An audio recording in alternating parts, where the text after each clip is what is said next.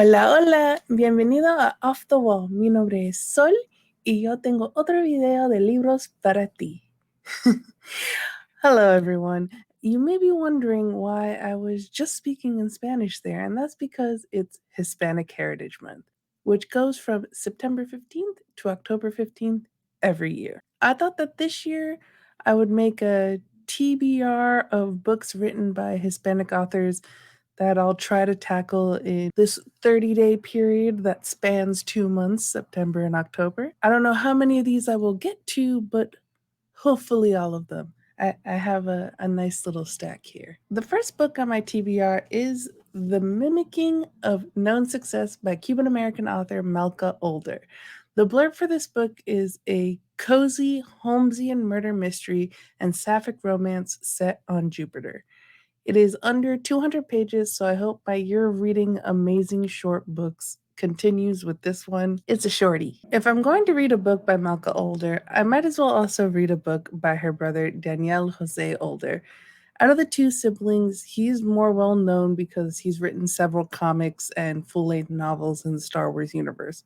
But I'm not reading a Star Wars book today, even though I love Star Wars. The book I chose is The Book of Lost Saints, which is described as a multi-generational story of revolution, loss, violence, and family bonds. Marisol vanished during the Cuban Revolution, her fate unknown and lost to time. Now haunted by atrocities long forgotten, her foul-mouthed spirit visits her nephew, Ramon, in modern-day New Jersey. Her hope that her presence will prompt her descendants to unearth their painful family history. Ask any Cuban whether they're first, second, or third generation American. They'll tell you about their families sitting around the table, speaking about Cuba and what it used to be like, and just telling stories of how their family escaped Cuba and came to the United States.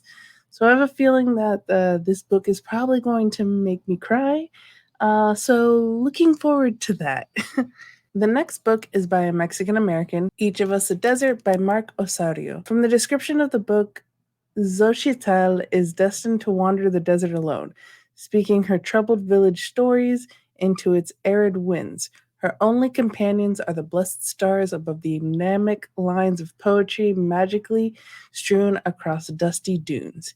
Her one desire, to share her heart with the kindred spirit. One night, Sho's wish is granted in the form of Amelia, the cold and beautiful daughter of the town's murderous mayor. But when the two set out on a magical journey across the desert, they find their hearts could be a match if only they can survive the nightmare-like terrors that arise when the sun goes down. This seems like it's going to be very lyrical and poetic just by the description. I hope it comes out reading like a really beautiful book set in the desert. I wonder which desert, but a desert. The next book is The Long Game by Elena Armas. I read The Spanish Love Deception by this author and really enjoyed that book. The main reason I chose this romance book is because it has one of my favorite loves in it, soccer. The blurb for this book is a disgraced soccer exec reluctantly enlists the help of a retired soccer star in coaching a children's team in a small town. It is said that this is a love story in the vein of Ted Lasso and It Happened One Summer, which I've never read It Happened One Summer, but I do love Ted Lasso. Go watch our videos of reviewing season 3. Me and Mike did those. We really enjoyed all 3 seasons except for that final episode. So high expectations for this book. Hopefully it's not disappointing like the last romance book that I read. And you can see me ranting about that book in my August wrap-up video. So link for that will be in the description down below. The next book is by acclaimed Mexican-American author Sandra Cisneros, and that is The House on Mango Street.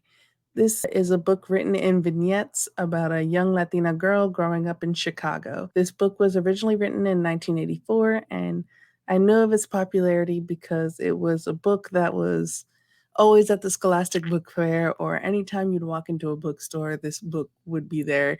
So I always was like, this seems like it's a book that people really love because otherwise it wouldn't be everywhere, but I never got to it.